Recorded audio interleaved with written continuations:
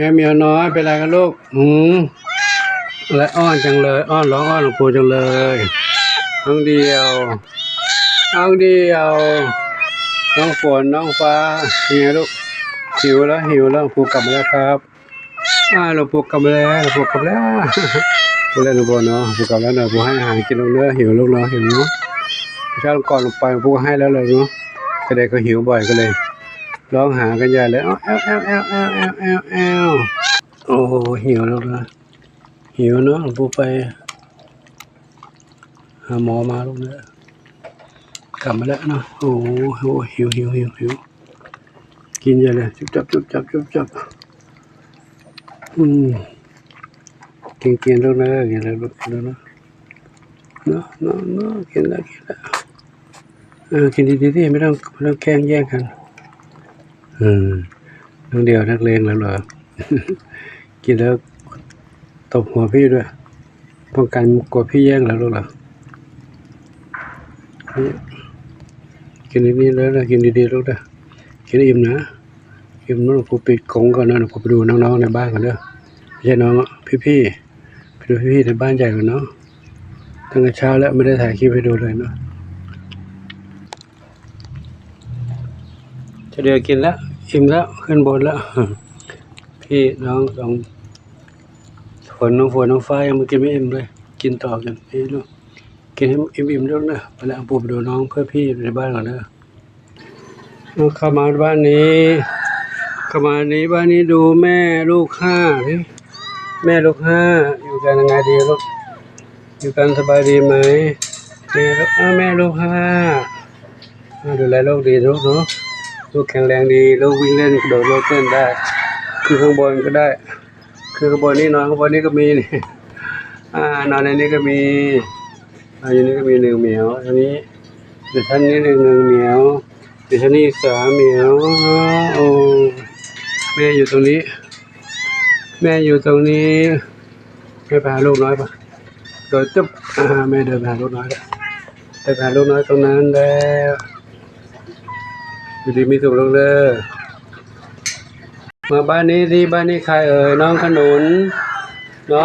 กับแม่ยินดีน้องขนุนยินดีนะวันนี้น้องหนึ่งกับแม่น้องหนึ่งอยู่นั่นเนาะแม่น้องหนึ่งกินข้าวเดี๋ยวให้อาหารกินลงเด้อปุ๋ยฝ้ายกับน้ำเพชร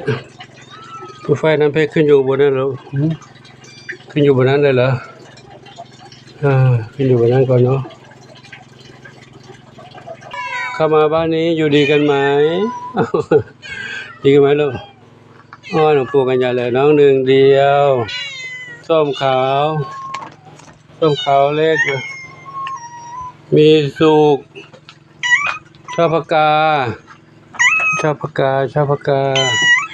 หนุ่มหล่อน้ำขาวใครจำจุลีทรัพย์ทวีนั่นใครส้มขาวใหญ่ขาวเทาพี่ดาวแพนด้าหนวดกวนกันไหมแพนด้าหนวดกับส้มอ่อนอันนี้พี่ใครสีแว่นดำอันนี้ใครบุญนำไปนู้นต่อเลยนี่อะไร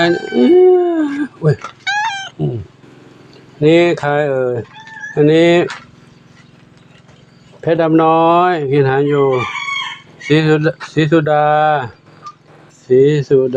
เท่าเล็กดำเล็กหางกวักอันนี้ใครนี่ส้มอันนี้ท้องอ่อนส้มอันนี้สีหน้าส้มกินน้ำอยู่สีหน้าส้มกินน้ำแพนด้าเทาขาวใหญ่ใครอยู่ข้างบนนี้โชคทวีทรัพย์อยู่บนนี้โชคทวีทรัพย์ดำเล็กหางกวักส้มขาวใหญ่ส้มขาวเล็กเจนวรัตน์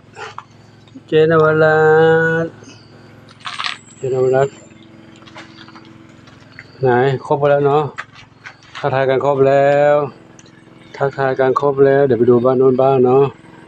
ก็น้องแมวอยู่ดีมีสุขนะลูกนะรอดปลอดภัยอยู่ในนี้มีอาหารกินเช้าเย็นได้อาหารกินได้เนาะ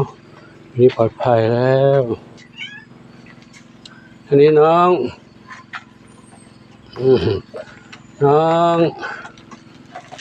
วิเชียรมาศสาวสวยวิเชียรมาศสาวสวยใช่ไหมอยู่ในนี้ลูกนะออกมาข้างนอกก็เขากลัวหนาวนะอยู่นี่ก็สบายดีแล้วเนาะยุงไม่กัดลูกเนาะส่วนน้องกงนี้อยู่ข้างนอกแล้วอยู่ข้างนอกรู้แล้วเนาะไปดูทางนู้นต่อแล้วไปดูทางนู้นต่อก่อนเนาะด้านนี้แมว7 ชีวิตอยู่ตรงนี้เอาอันนี้ก็มันเขี้ยวเหมือนกันแล้วลูกเหรอกัดกระบะทรายไม่ใช่กระบะทรายกัดกระบะที่ฝนเล็บขาดหมดแล้วเนาะ7 ชีวิตอยู่ในนี้เนาะตายน้อยตายนอนแล้วนอนตรงนี้เนาะกระบะฝนเล็บเกลี้ยงเลยไม่มีคุยขาดไปแล้วอ้อหลวงปู่เนาะถ้าอยู่บ้านแบบนี้ตรงนี้สามบ้านทางนี้กับทางนี้บ้านละ2 เหมียวเนาะที่บ้านละ2 เหมียว3 บ้าน6 เหมียวแต่บ้านโน้น7 เหมียวแล้วบ้านหลังใหญ่นี้เท่าไหร่ลูก 30 กว่าเหมียวนะผมไม่ได้เช็คละเอียดแล้วเดี๋ยวไว้มีโอกาสค่อยเช็คนะตอนนี้ไม่ได้เช็คละเอียดไม่ได้นับเนาะเดี๋ยวนี้ลงได้ปลอดภัยแล้วลูกมีที่อยู่ที่กินตรงนี้เอาไม้มาปูเพิ่มพอได้กว้างขึ้นก็ได้นั่งเป็นแถวเลยนั่งเป็นแถวตรงโน้นไปโน้นแล้วก็กรงที่อยู่ข้างในโน้นนะไม่ได้ปิดประตูนะเขาออกไปเดินเล่นไปหาเข้าห้องน้ำห้องท่าได้เนาะเขาไว้ให้เหมียวที่เขาชอบอิสระไม่ชอบยุ่งใครเข้าไปอยู่แต่ประตูไม่ได้ปิดนะครับก็แจ้งให้ฟีทราบว่าตอนนั้นไม่ได้ปิดประตูกรงนะเปิดไว้เขาออกได้จะอยู่ในนั้นอยู่2 เหมียวนะที่เขาเข้าไปนอนตรงนั้นเนาะแต่ตอนนี้ต้องขออภัย FC นะวันนี้ไม่ได้ทำคลิปเลยเนื่องจากว่าไปโรงพยาบาลมากลับมาได้สักพักนึงเนาะกลับมาก็มาดูน้องเหมียวนี่แหละทำคลิปไปแล้วแต่ว่าที่โรงพยาบาลก็ทำคลิปแล้วปรากฏว่าไม่ผ่านครั้งแรกออกไปแล้วแหละแล้วเขามาเช็คตรวจเจอเขาสั่งระงับปิดไปเลยครับก็เราก็ต้องถอดออกเขาถอดไปแล้วถ้าเราไปฝืนทำไว้เดี๋ยวก็จะช่องจะมีปัญหาก็เลยออกไปนะไม่เป็นไรเพราะนั้นเป็นคลิปสำหรับหลวงปู่ไม่มีน้องเหมียวอยู่ในนั้นมีหลวงปู่กับคณะพยาบาลในนั้นครับก็ขอนำคลิปนี้ให้กับทุกท่านได้รับชมกันวันนี้น่าจะมีคลิปเดียวนี้แหละที่มีน้องเหมียวเนาะเดี๋ยวก็ค่ำแล้วก็ไม่ได้ถ่ายแล้วเนาะอยู่ดีมีสุขลูกเนอะอยู่ตรงนี้อีก1 เหมียวเนาะก็คือกางมุ้งให้เขานอนตรงนี้นะกางมุ้งให้นอนกางมุ้งให้นอนอยู่ไม่กัดเนาะเดี๋ยวค่อยขยับขยายเนาะตอนนี้มี FC ผู้ใจบุญกำลังจะส่งกรงมาให้น้องเหมียวได้อยู่อีกเนาะเลยส่งกรงมาให้เดี๋ยวเราได้รับพัสดุแล้วก็จัดให้เขาน้องเหมียวอยู่นะระยะน้องเหมียวตัวไหนอยู่ตรงไหนเนาะว่าก็จะได้อยู่อย่างกว้างขึ้นและปลอดภัยขึ้นเนาะก็น้องเหมียวนี่หนึ่งแล้วเนาะตัวนี้1แล้วที่ต้องได้อยู่บ้านใหม่เนาะเดี๋ยวเราขอมาถึงก่อนเนาะตัวนี้ก็อยู่นี้ไปก่อนเด้อพูดถึงอาการของหลวงปู่นะตัวนี้ก็มึนงงปวดศีรษะปวดกระดูกผลการตรวจนั้นหมอยังไม่แจ้งอย่างเป็นทางการแต่ก็พอจะรู้ได้ว่าระบบกล้ามเนื้อหัวใจการเต้นของหัวใจไม่ปกติกล้ามเนื้อด้านซ้ายซีกซ้ายเริ่มอ่อนแรงและไม่มีแรงทุกอย่างข้อและกล้ามเนื้อปวดแล้วเป็นเขาเรียกว่าตึงปวดแล้วตึงขึ้นมาถึงท้ายทอยขึ้นมาตรงกลางกระหม่อม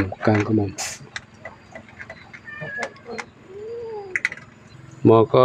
แนะนำให้ สารอาหารที่มีประโยชน์เหมาะกับผู้สูงวัยนะแต่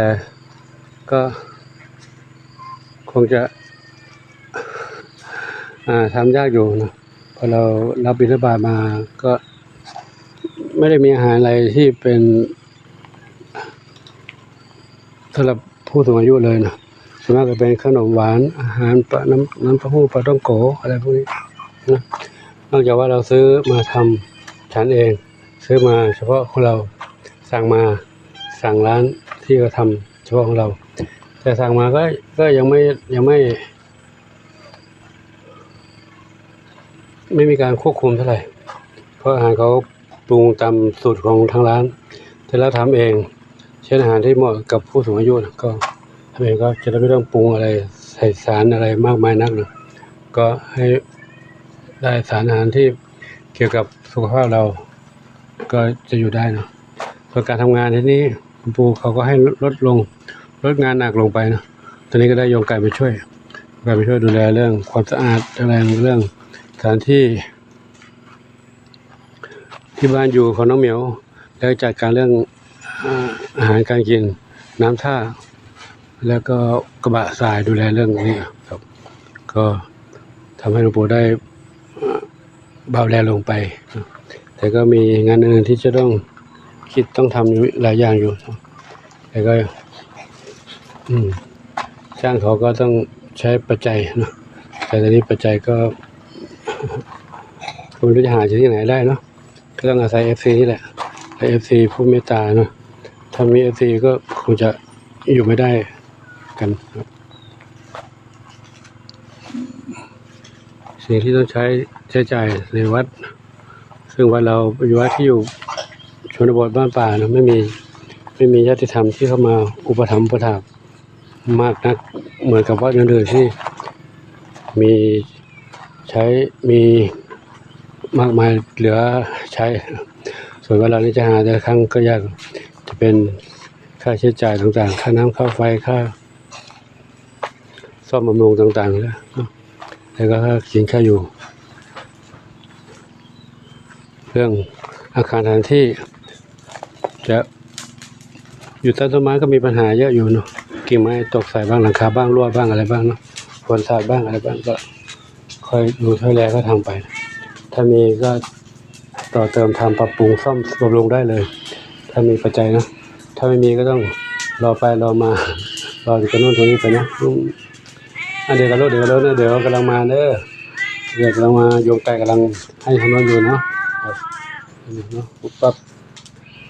เมียก็อ้อนทางนู้นก็อ้อนนี่ก็อ้อนเนาะมีหมูกลางอยู่แล้วก็ไก่กุ๊กก็ไก่เจี๊ยบไก่น้อยชอบกินใบไม้ใบหญ้าให้โยมไก่เก็บใบไม้ผักกระถินมาให้เขากินบวกกับอาหารข้าวสารอาหารไก่ล้วนๆไม่มีกินข้าวกับข้าวสารนี่เนาะข้าวของคนนี่แหละเนาะทำได้กับใบไม้ใบหญ้า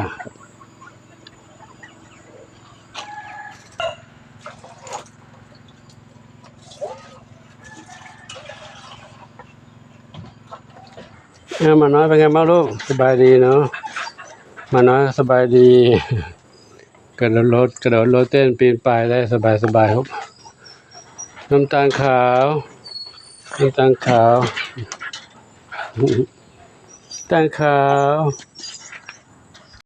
น้ำตาลจุดน้ำตาลขา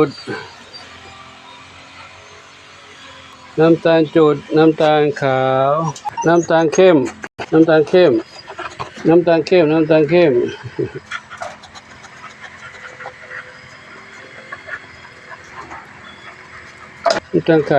าวอยู่ดีมีสุขเลยอยู่มีสุขนะอ้อนหลวงปู่กันจังเลยข้าพเจ้าขอยุติคลิปไว้ที่นี่นะขอโมทนาสาธุกับทุกท่านที่มีความรักความเมตตาต่อน้องเหมียวน้องไก่น้องเต่าน้องกระต่ายและสรรพสัตว์ทั้งหลายเพราะท่านมีความห่วงใยในการมีอยู่ของหลวงปู่ขอโมทนาสาธุขออวยพรให้ทุกท่านมีความสุขสมปรารถนาทุกคนทุกท่านเกิดสาธุอายุวันโนทุกครั้งพระรังเจ้า